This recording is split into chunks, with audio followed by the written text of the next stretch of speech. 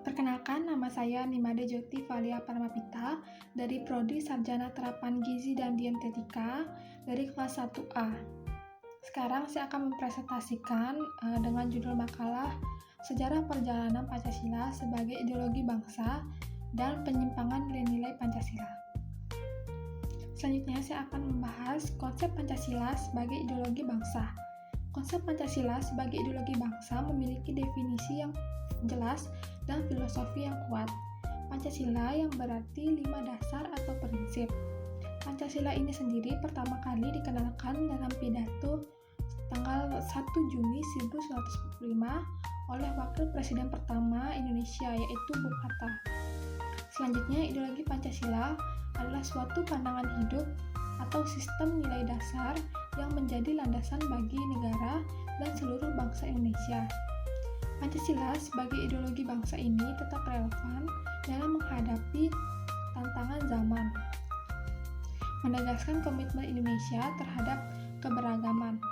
Hal ini menunjukkan betapa pentingnya Pancasila sebagai landasan moral dan ideologi bagi bangsa Indonesia. Kita bahas tentang sejarah perjalanan Pancasila. Penciptaan Pancasila dimulai pada masa penjajahan Jepang, ketika Badan Penyelidik Usaha Persiapan Kemerdekaan Indonesia yaitu BPUPKI dibentuk pada Februari 1945 untuk mempersiapkan kemerdekaan. Dalam sidang pertama BPUPKI yang berlangsung dari 29 Mei hingga 1 Juni 1945, Ir. Soekarno mengusulkan 5 dasar negara yang dikenal sebagai Pancasila.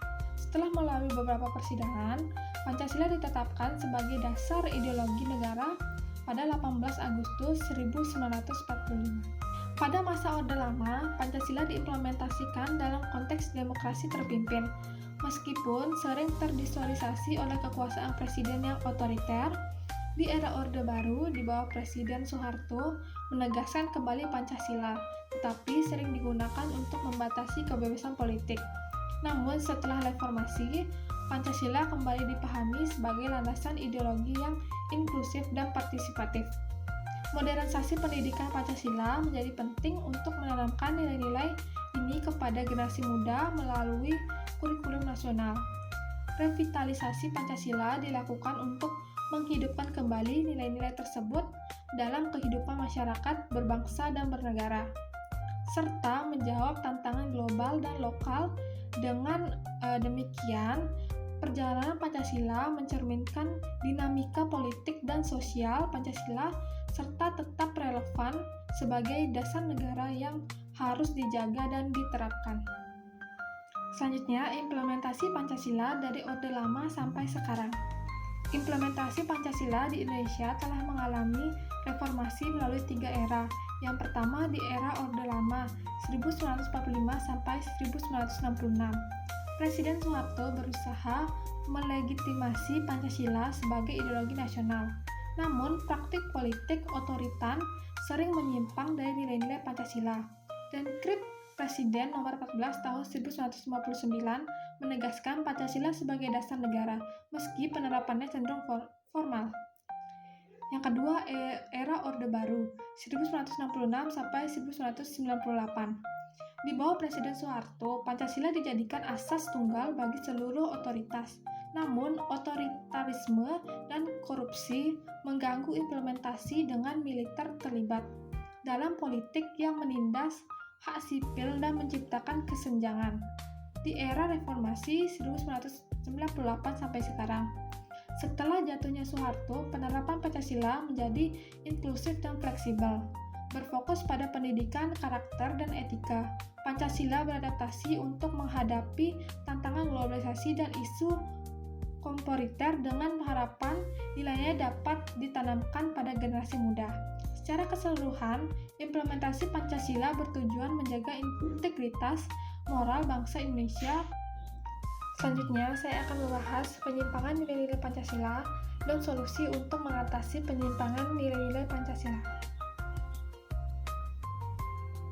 Penyimpangan nilai-nilai Pancasila terjadi ketika tindakan individu atau kelompok tidak sejalan dengan nilai sila yang menjadi dasar negara Indonesia.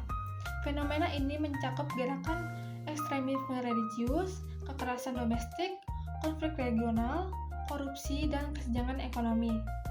Dampak penyimpangan ini signifikan meliputi konflik sosial, ketidakstabilan politik, dan peningkatan kemiskinan.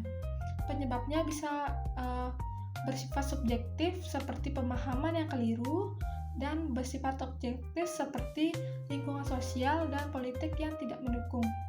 Untuk mengatasi masalah ini diperlukan pendekatan yang kohesif yang meliputi peningkatan kesadaran masyarakat melalui edukasi Pancasila di semua tingkat pendidikan, promosi budaya lokal yang menekankan kerukunan, penegakan hukum terhadap pelanggaran prinsip Pancasila, dan perhatian pada kesenjangan sosial dan ekonomi.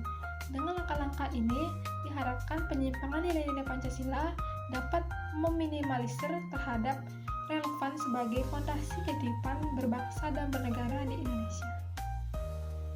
Sekian penjelasan dari saya tentang makalah yang berjudul Sejarah Perjalanan Pancasila sebagai Ideologi Bangsa dan Penyimpangan Nilai-Nilai Pancasila. Semoga bermanfaat. Terima kasih.